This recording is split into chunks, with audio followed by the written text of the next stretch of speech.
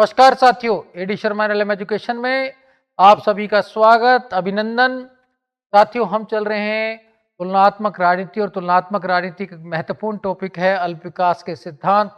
उसमें भी हम चर्चा आज करेंगे क्वामे नक्रूमा पर, लेकिन मैं साथियों आपको अल्प विकास के सिद्धांत के बारे में पूरी जानकारी दूंगा। पहले सभी लोग जुड़ जाएं। कमलेश कसाना जी, प्रहलाद जी और बाकी राजेश जी, गौतम जी, सभी का अभिनंदन, स्वागत।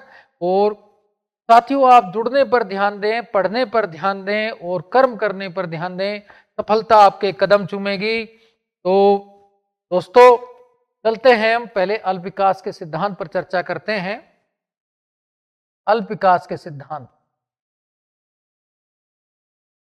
मैंने आपको एक बात पहले पिछली क्लास में बताई थी, लेकिन मैं पुनः आपको एक बार स्मरण दिला देता हूं मेरे साथियों, ताकि आपको एक बार उसका पुनर्मंथन करने का मौका मिल जाएगा। प्रीति पाराशर बेटा, आपका भी, और हमारा राम जी, आपका भी अभिनंदन, सभी का स्वागत। अल्प विकास के सिद्धांत जो है, ये बेसिकली ये मान के चलते हैं कि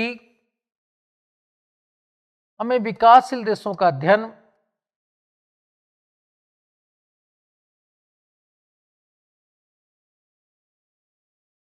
पश्चिमी दृष्टिकोण से नहीं करना चाहिए,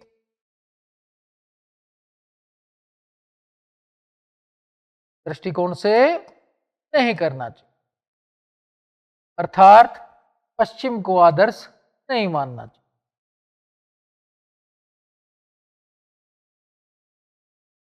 दूसरा, ये जो अल्प विकास के सिद्धांत है, ये विकासशील देशों के विद्वान प्रस्तुत करते हैं। कौन प्रस्तुत करते हैं? विकासशील देशों के विद्वान। यह विकासशील देशों के विद्वान प्रस्तुत करते हैं।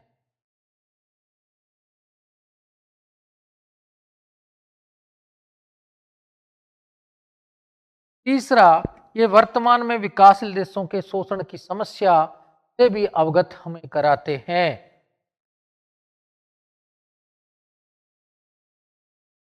ये विकासशील देशों के शोषण की समस्या से भी अवगत कराते हैं।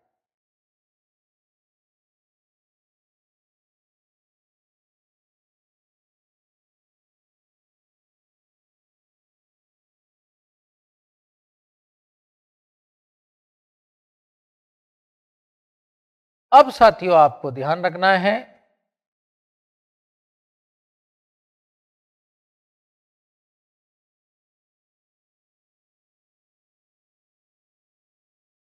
कि ये सिद्धांत कितने प्रकार के हैं। दो प्रकार के हैं, और दोनों प्रकार आपको ध्यान रखने हैं। पहला है उत्तर उपनिवेशिक दृष्टिकोण, दूसरा है केंद्र परिधि मॉडल।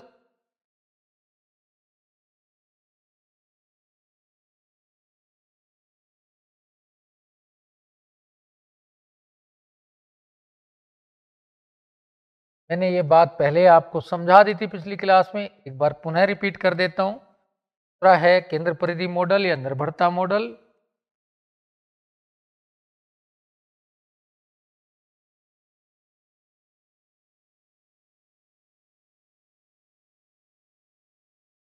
ये उत्तर उपनिवेशिक दृष्टिकोण कहता है कि उपनिवेशवाद की समाप्ति के बाद भी विकासशील देशों का शोषण कम नहीं हुआ है, बल्कि शोषण बढ़ गया है।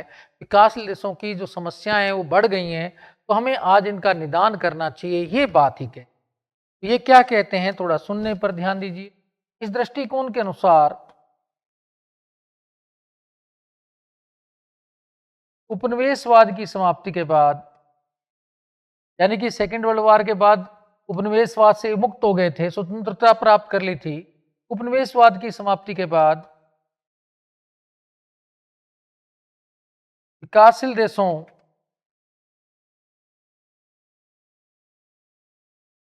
का शोषण समाप्त नहीं हुआ है,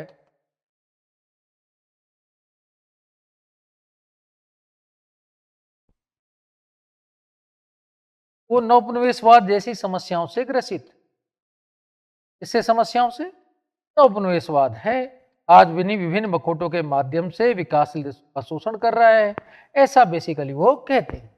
और ये कहते हैं कि इस समस्या से नौपनिवेशवाद से मुक्ति के लिए कि वास्तव में दो मार्ग अपनाए जा सकते हैं, उत्तर दक्षिण संवाद यानी कि संगठित होकर विकसित देशों से दबाव की नीति, वार्ता की नीति। और दूसरा दक्षिण दक्षिण संवाद।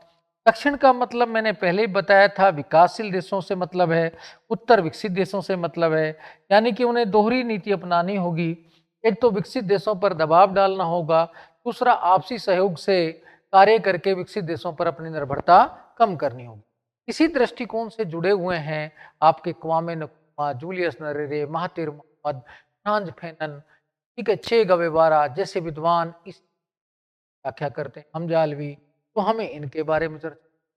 केंद्र प्रति मॉडल वाले क्या कहते हैं?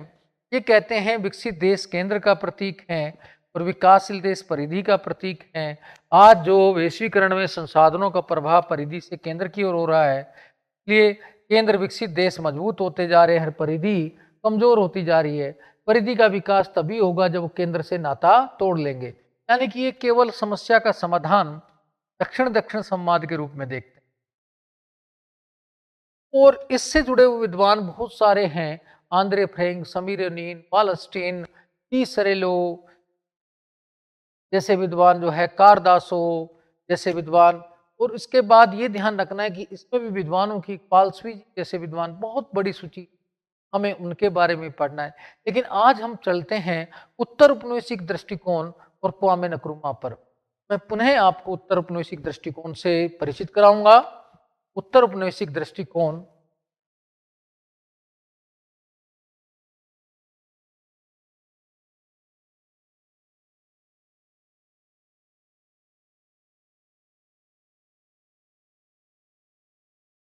और क्वामे नक्रुमा, तो आपको ये समझ आ गया होगा कि उत्तर उपनिवेशिक दृष्टिकोण से जुड़े हुए हैं क्वामे नक्रुमा। तो में आपको तनाव लेना नहीं है। तो अंग्रेजी में कहते हैं पोस्ट कॉलोनिज्म व्यू और क्वामे नक्रुमा। तो आप ये बात ध्यान रख सकते हैं। बेटा आपका भी अभिनंदन, आरती बेटा आपका भी अभिनंदन। और बच्चों जुड़ना आपका है काम, और याद करना। और जो बच्चे अभी तक नहीं जुड़े हैं उनसे भी कह दें आप जुड़ जाइए साथियों। अब समय है, वैकेंसी आने वाली है, पिटारा खुलने वाला है। और नेट की और असिस्टेंट प्रोफेसर का भी बहुत बम्पर भर्ती आ रही है। लेक्चरर का भी 2200 के आसपास सीट है पॉलिटिकल। तो मेहनत करेगा मेरे हिसाब से वो बेरोजगार 25 में नहीं रहेगा। उत्तर उपनिवेशिक दृष्टिकोण क्या कहता है? यानी कि उपनिवेशवाद की समाप्ति के बाद वाला काम, पोस्ट कॉलोनिज्म। अंग्रेजी में क्या कहते हैं? पोस्ट कॉलोनिज्म व्यू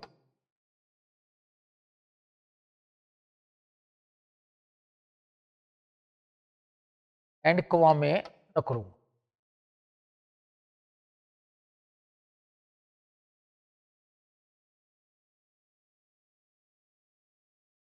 अब ये क्या कहता है उत्तर औपनिवेशिक दृष्टिकोण? इससे कौन कौन से विद्वान जुड़े हुए हैं, पहले हम इस पर प्रचार कर लेते हैं, चर्चा कर लेते हैं मेरे दोस्तों आराम से। उत्तर औपनिवेशिक दृष्टिकोण क्या कहता है? उपनिवेशवाद की समाप्ति के बाद भी विकासशील देशों का शोषण समाप्त नहीं हुआ है। आज भी विकसित देश नए नए मुखौटे पहनकर उपनिवेशवाद के विभिन्न रूप धारण करके विकासशील देशों का शोषण कर रहे हैं, और विकासशील देशों को अनेक समस्याओं का आज भी सामना करना पड़ रहा है। अब इस शोषण के कारण आज विकासशील देश स्वतंत्रता तो प्राप्त कर ली सेकेंड वर्ल्ड वॉर के बाद, लेकिन अपना विकास पटरी के साथ नहीं कर पा रहे हैं, और इसलिए वैश्विक समानता स्थापित नहीं हो पा रही है, वैश्विक न्याय नहीं स्थापित पा रहा है। जैसे कहते हैं कि राज्यों के मध्य जो है समानता ही खत्म नहीं हो पा रही है, तो कहते हैं वैश्विक समानता लाने के लिए आवश्यक है कि विकासशील देशों का ये शोषण समाप्त होना, क्योंकि तभी ऐसे विश्व समाज का निर्माण होगा जो समानता पर आधारित होगा, जिसमें विकसित देशों के साथ साथ विकासशील देश विकास कर सके। अब मैं, कुछ बच्चे कह रहे थे सर आप थोड़ा कम लिखा करो, लेकिन साथियों कॉन्सेप्ट है, कॉन्सेप्ट पॉलिटिकल साइंस में आप लिख कर ही नोट कर ले। मैंने बार बार कहा 2 मिनट की चिंता ना कीजिए आप, लेकिन कॉन्सेप्ट क्लियर। चलिए मेरे दोस्तों लिखते हैं और थोड़ा देखते हैं। इस दृष्टिकोण के अनुसार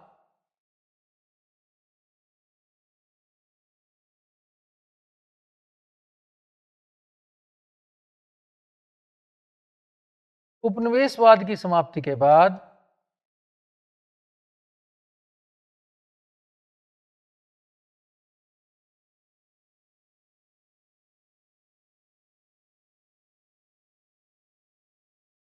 विकासशील देशों का शोषण समाप्त नहीं हुआ है।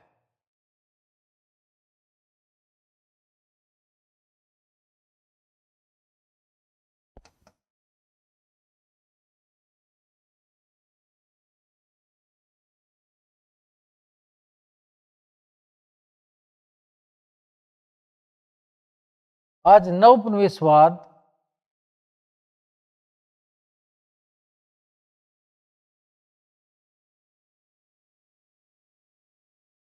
नवोपनिवेशवाद क्या होता है, थोड़ा ये भी जानना है। उपनिवेशवाद में राजनीतिक नियंत्रण होता है डायरेक्ट, जैसे भारत में उन्होंने पहले अंग्रेजी सरकार की स्थापना की थी। नवोपनिवेशवाद में क्या होता है, मनोवैज्ञानिक नियंत्रण। तो ये ध्यान रखना है, मनोवैज्ञानिक प्रभुत्व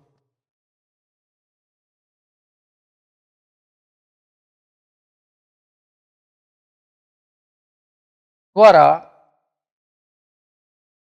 विकासशील देशों का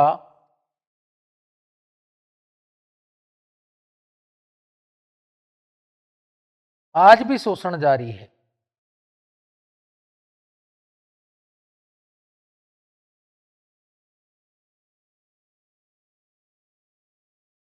इस शोषण की समाप्ति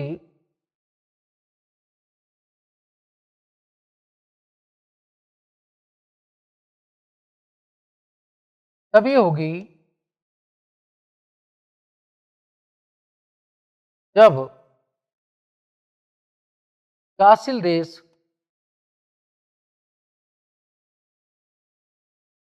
संगठित होकर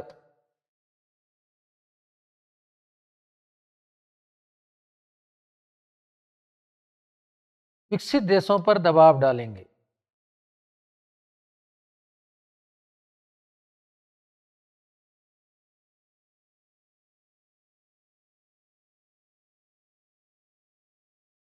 और अंतर्राष्ट्रीय समाज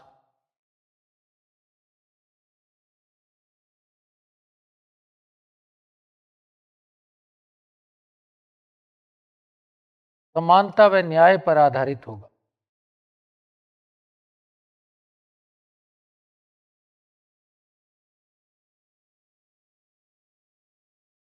तो ये दो रास्ते बताते हैं, ये दो रास्ते बताते हैं कहीं ना कहीं समानता के, ये भी ध्यान रखना है।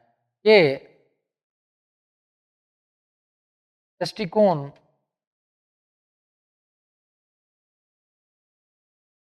समानता व न्याय की स्थापना के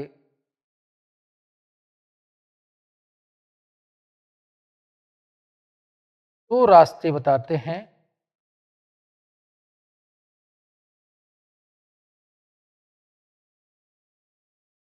पहला है उत्तर दक्षिण संवाद,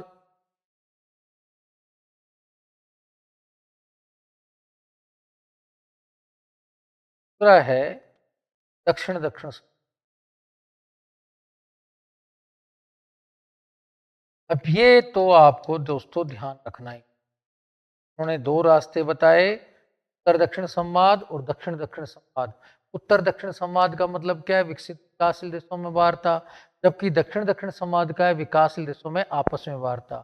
इन्होंने कहा आपस में सहयोग करके विकासशील देश क्या करेंगे, विकसित देशों पर अपनी निर्भरता कम करेंगे और फिर संगठित होकर विकसित देशों पर दबाव डालेंगे कि वो नवनिवेशवाद, बहुराष्ट्रीय कंपनी का आतंक जो भी है, इस तरीके का शोषण के जो कारण है उनको समाप्त करने के लिए दबाव डालेंगे। अब साथियों, इससे जुड़े हुए विद्वान कौन कौन से हैं उत्तर औपनिवेशिक दृष्टिकोण से, तो सुन लीजिए।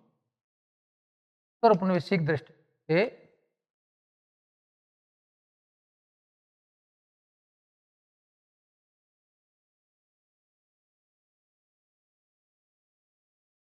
से विद्वान हैं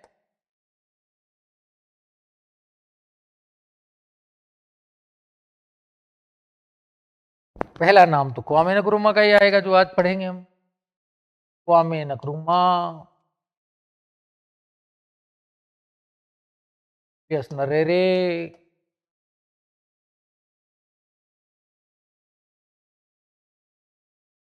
हातिर मोहम्मद,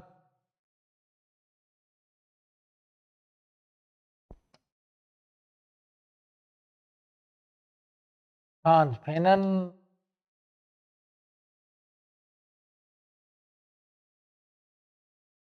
हमजा अलवी,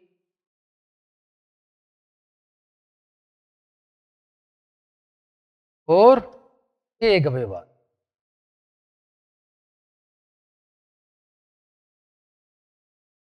आपको दिखाई दे रहा है सबके सब, ठीक है साथियों। अब क्वामे नक्रुमा तो घाना के थे तो आपको मालूम है। थोड़ा थोड़ा सा ये भी ध्यान रखना है, तंजानिया के थे, ये मलेशिया के थे, अल्जीरिया के थे, ये पाकिस्तान मूल के थे, ये बेसिकली बोलिविया और क्यूबा से जुड़े हुए हैं। अब ये तो थोड़ा सा आपको ध्यान, कौन सा क्या है। अब हम चलते हैं क्वामे नक्रुमा क्या कहते हैं, और ये घाना के प्रधानमंत्री राष्ट्रपति के थे, और वास्तव में ब्रिटिश से आज़ादी घाना को दिलवाने में महत्वपूर्ण भूमिका कहीं न रही थी। सेनानी भी थे इस मामले में। तो आप चलते हैं क्वामे नक्रुमा पर साथियों, बहुत अच्छा अध्ययन करेंगे और धीरे धीरे सतही अध्ययन नहीं करेंगे, गहन अध्ययन करेंगे। क्वामे नक्रुमा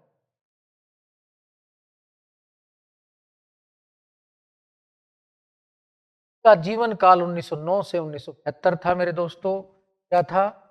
तो 9 से 75। थोड़ा सा धीरे धीमा चलकर हम अपना हिसाब से काम करेंगे तो बेस्ट रहेगा। क्या क्या बातें ध्यान रखनी है? पहला, यह घाना के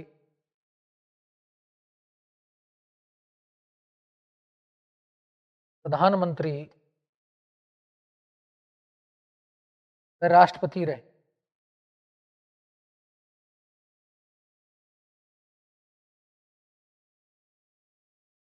घाना को से स्वतंत्रता दिलाने में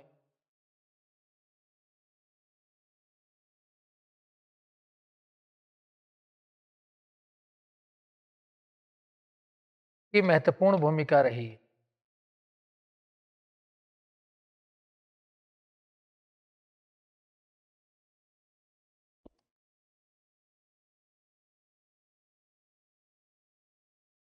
ये बात तो आपको ध्यान, इन्हें 1962 में जो है लेनिन शांति पुरस्कार भी मिला था। उन्होंने एक दल भी बनाया था जो था कन्वेंशन पीपल पार्टी। ये भी पूछ लेते हैं इनके राजनीतिक दल का नाम क्या था?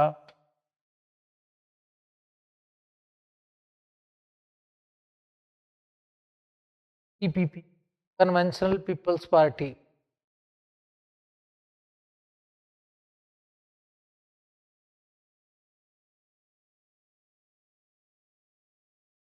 ये इनके दल का नाम था। तो 62 में लेनिन शांति पुरस्कार मिला था, यानी कि ये समाजवाद से विशेष रूप से प्रभावित थे। आप समझ सकते हैं, यहीं पर हिंट मिल रहा है कि ये समाजवाद से काफ़ी हद तक प्रभावित थे। और इनका सबसे बड़ा योगदान भी मैं मानता हूँ कि इन्होंने राष्ट्रवाद और समाजवाद दोनों को जोड़कर ही कहीं ना कहीं घाना में विकसित किया। तो इनके जो है बातों में थोड़ा सा ध्यान रखना है। काम क्या क्या किया? पहला काम तो ये, इन्होंने घाना का विकास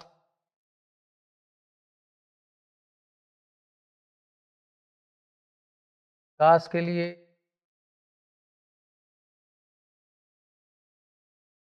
राष्ट्रवादी समाजवादी नीति निर्माण किया।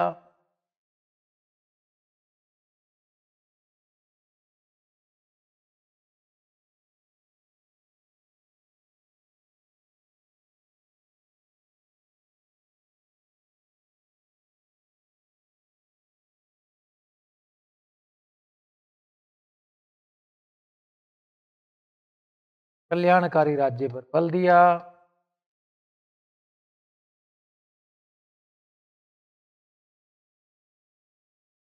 ये तो आपको ध्यान रखना है कि इन्होंने ये काम किया। दूसरा साथियों, उनका जो योगदान था, उन्होंने राष्ट्रीय स्तर पर उद्योग, ऊर्जा और शिक्षा प्रणाली स्थापित किया। उन्होंने घाना में राष्ट्रीय उद्योग,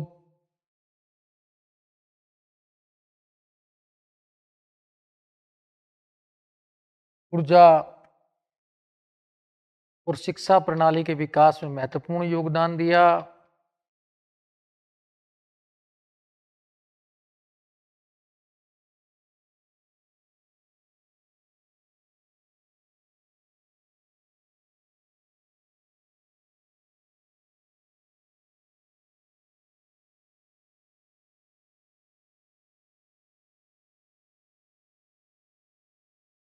अगला देखते हैं कि इन्होंने नवोपनिवेशवाद का, तीसरे बहुराष्ट्रीय कंपनियों नवोपनिवेशवाद का विरोध। उन्होंने नवोपनिवेशवाद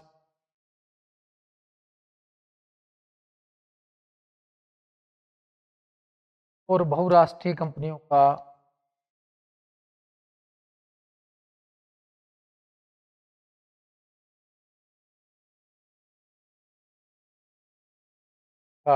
विरोध किया।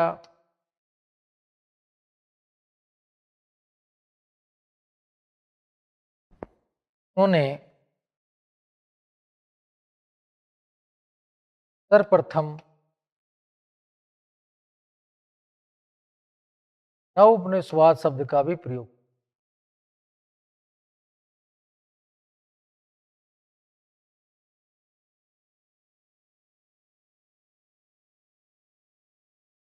भाई न्यू कॉलोनिज्म शब्द आए ने प्रयोग किया था, तो वो भी ध्यान रखना है कि वो भी कमामे नक्रुमा ने किया।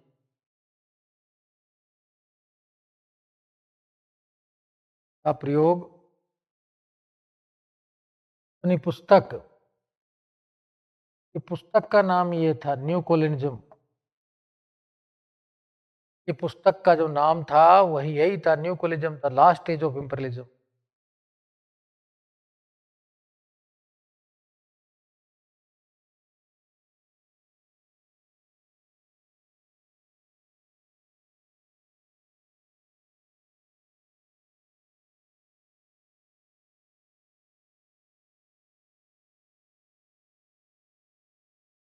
उन्नीस सौ 65 में की। ये ध्यान रखना है किस किताब में किया। किताब भी कई बार पूछी जा चुकी है, तो साथ में ये आपको ध्यान रखना है। बेसिकली बहुत ही इंपॉर्टेंट चीज है, तो इसका ध्यान रखना। उसके बाद अफ्रीकी देशों की एकता के लिए इन्होंने अफ्रीका एकता संगठन स्थापना में महत्व आई थी, तो 1963 में बना था अदीस अबेबा में। अगला पॉइंट ध्यान रखना है,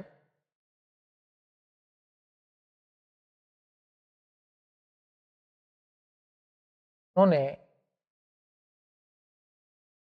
अफ्रीकी देशों की एकता के लिए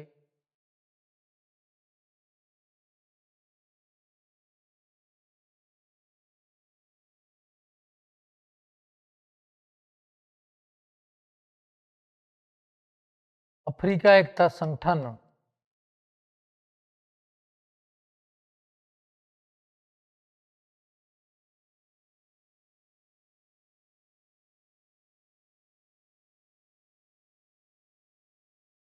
स्थापना में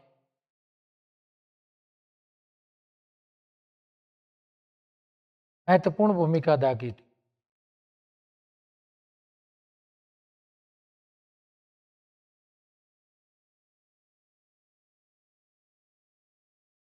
यही अफ्रीका एकता संगठन OAU 2002 में अफ्रीकन यूनियन में परिवर्तित हो चुका है। थोड़ा सा आज भी टच कर लें मेरे दोस्तों, AU में परिवर्तित हो चुका है, ध्यान रहना चाहिए। अब आप भागेंगे तो 2.5 नंबर क्वेश्चन गया। ये कोई इंटरेस्ट वाली चीज नहीं है। आप सोचते हैं हर में मजा आए, मजा नहीं है, इसमें ध्यान रखना है। बहुत बड़े विद्वान को पढ़ रहे हैं, जब क्वेश्चन आता है ना, अच्छे अच्छों की हवा निकल जाती है मेरे दोस्तों। थोड़ा सा ध्यान रखना है, गड़बड़ नहीं करना है। अगला की ध्यान रखें, अब इनका तख्ता पलट कर दिया था 66 में। 1966 में क्या है, तख्ता पलट। तो पहले एक बार ध्यान दे देते हैं, उन्होंने MNC का भी विरोध, बहुराष्ट्रीय कंपनियों का विशेष।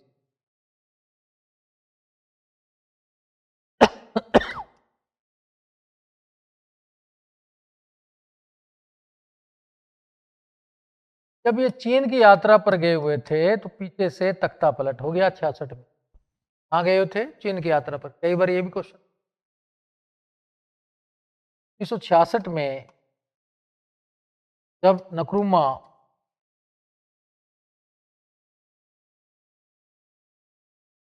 चीनी दौरे पर थे, तभी उनके शासन का तख्ता पलट कर दिया।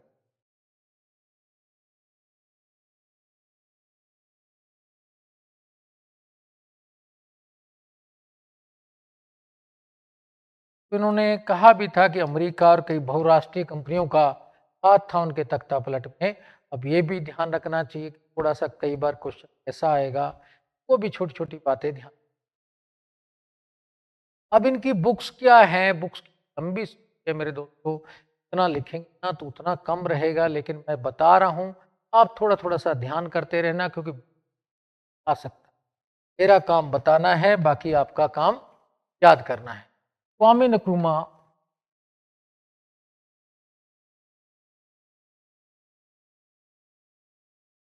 प्रमुख पुस्तकें हैं, बहुत सारी पुस्तकें लिखी। आप कुछ तो ध्यान रखेंगे मेरे दोस्तों, ध्यान रखेंगे तो समझो फिर आपका क्वेश्चन भी हो। पहला तो है नीग्रो हिस्ट्री, नीग्रो हिस्ट्री, ये निग्रो का इतिहास, primitive education in West Africa,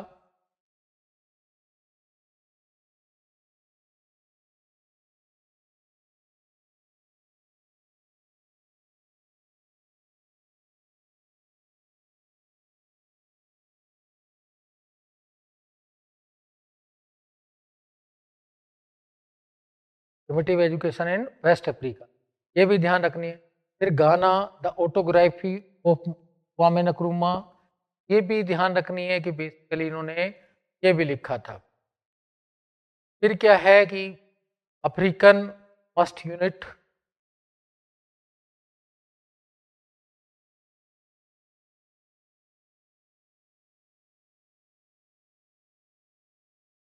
सन ध्यान रखना है तो 38 है, 41 है, अगर ध्यान रख सकते हैं तो, नहीं तो कोई बात नहीं, वो 63 है।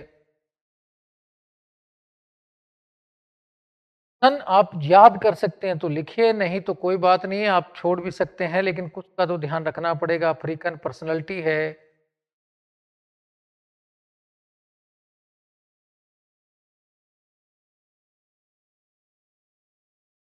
ये भी 63 की।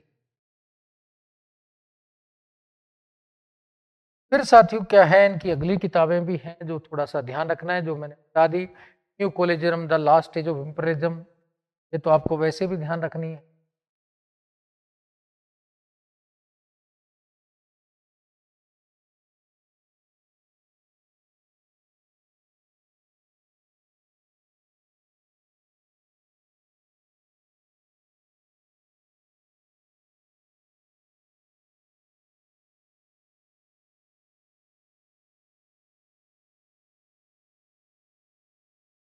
तो 65, इसी में नवोपनिषद शब्द का पहली बार प्रयोग, ये मैंने आपको अभी बता भी दिया। तो आपको ये भी ध्यान रखना है कि भाई ये बुक है।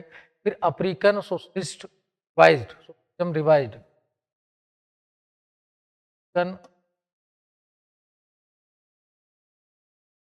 रिवाइज्ड,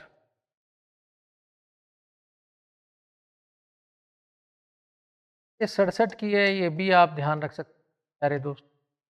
भाई ये भी एक किताब है जो हम अपने इम्पोर्टेंट के लिए कहीं ना कहीं ध्यान रख सकते हैं, लेकिन कम से कम कुछ तो ध्यान रखना है।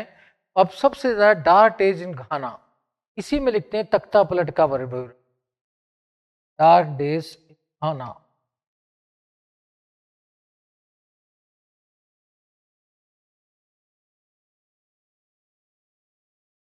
किताब में वो तख्ता पलट की चर्चा की, में 66 के तख्ता पलट की चर्चा,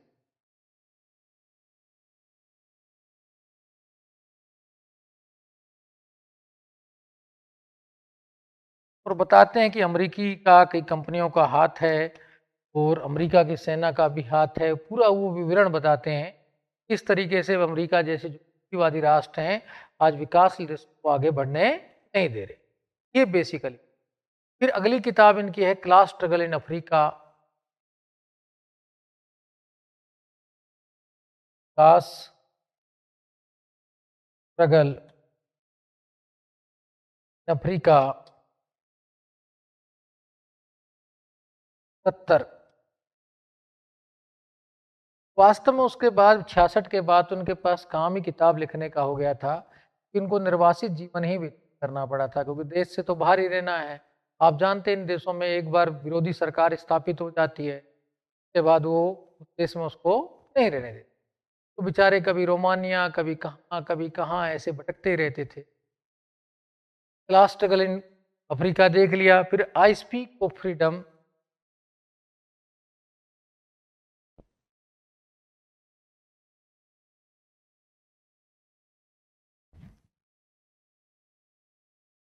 तब है फ्रीडम, स्वतंत्रता के लिए बोल रहा हूं भाई मैं। फिर है रेवोल्यूशनरी पथ में क्रांति की बात भी कर जाते हैं लास्ट में। कहते हैं अगर नहीं कोई रास्ता मिले तो लास्ट क्रांति वाला रास्ता है। ये 73 की थी रेवोल्यूशनरी पथ, और आई स्पीक ऑफ फ्रीडम भी 73 की थी। मैंने कहा ना कि लास्ट में इनके पास जो रास्ता था ना, ये दोनों किताबें इनकी मृत्यु के बाद भी प्रकाशित हुई। तो इनकी मृत्यु तो 27 अप्रैल में रोमानिया में होगी। ये दोनों पुस्तक के बाद प्रकाशित हुई।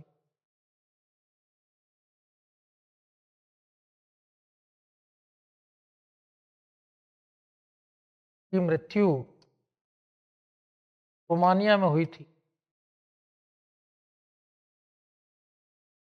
22 अप्रैल।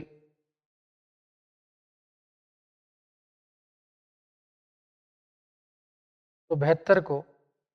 साथियों, आपने देखा कि वास्तव में एक महान विद्वान थे क्वामे नक्रुमा। उन्होंने के न केवल घाना को बल्कि अफ्रीकी महाद्वीप विकासशील देशों को भी प्रभावित किया। आज जिस हम अफ्रीकन यूनियन की बात करते हैं, स्थापना में आज विकासशील देश बार बार कहते हैं कि हम नवनिवेशवाद का शिकार हो रहे हैं। उस नवनिवेशवाद शब्द का प्रयोग करने वाले पहले विद्वान थे क्वामे नक्रुमा ने जो चेतना न केवल अफ्रीकी जनता को प्रदान की बल्कि पूरे विकासशील देशों में एक अद्भुत योगदान दिया। उनका जो कहना था कि वास्तव में आज विकसित देशों का जो नजरिया है, कहीं ना कहीं हमारा कल्याण नहीं, केवल अपना शासन करना है, कि वो समाजवादी नीतियों के की और राष्ट्रवादी नीतियों ज्यादा समर्पित। और उनका कहना भी सही।